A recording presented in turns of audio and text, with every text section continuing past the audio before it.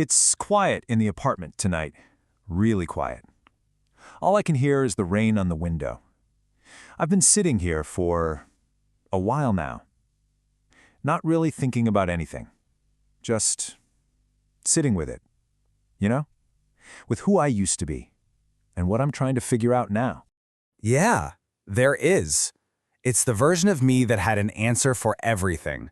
The guy I lived inside of for so long, without ever really seeing him for what he was. But I think I need to talk about him now. My default setting. It was simple. Someone pushed, and I pushed back. It was just an instinct, a reflex. It wasn't always loud, not always with anger. Sometimes it was much, much quieter than that. I mean, if someone said something that felt even a little bit unfair, I had something ready to go. Sometimes it was just a look. You know, the way you can hold a whole conversation hostage just for a few seconds longer than it needs to be, just to make sure you land that final point. And that was always the impulse, wasn't it? I needed to make sure they understood, that they got it, that I noticed what they did, that what they said or what they did, it had a cost. If someone at work tried to make me look small in a meeting, well, I would find a way to correct that record, right there, even if it made everyone in the room squirm. I just couldn't. I couldn't let it slide. If someone close to me, someone I trusted, said something that just landed wrong, I would keep that conversation going and going until I felt like my point was made, until they acknowledged what they did. Letting things go, well, that just felt like losing. But here's the thing.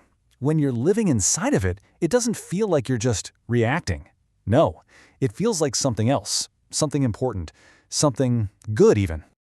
Looking at this now, I can finally see the gap, the huge gap between what I thought was happening and what was really happening. I told myself I was defending my dignity, that this was about self-respect. It felt like honesty, right? You feel something, you say it. You see something wrong, you call it out. That feels strong. But I just didn't see the exhaustion, the sheer exhaustion of it all. I didn't see that I was just refusing to let anything pass me by.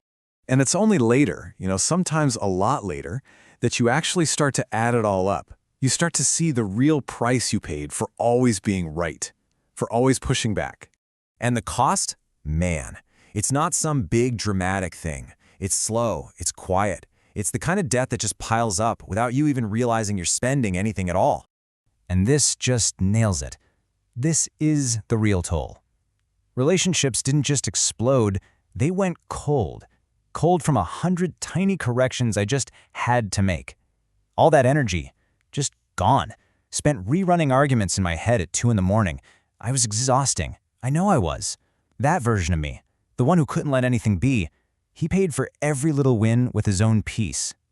So, there's no clean break between that guy and me now. I didn't just wake up one day and decide to be different. It's happening in these little ugly moments, these tiny little internal battles. Someone sends a message, and I feel my jaw tighten. And right away, the old me is there, ready to go. I type out a reply, then I delete it. I type it again, this time a little sharper. And then I delete that one too. And sometimes, not every time, but sometimes, I just close the phone, and I don't say anything at all. That sentence, God, it took me longer to be able to say than I really want to admit. There are still nights I say it out loud to myself, just to practice.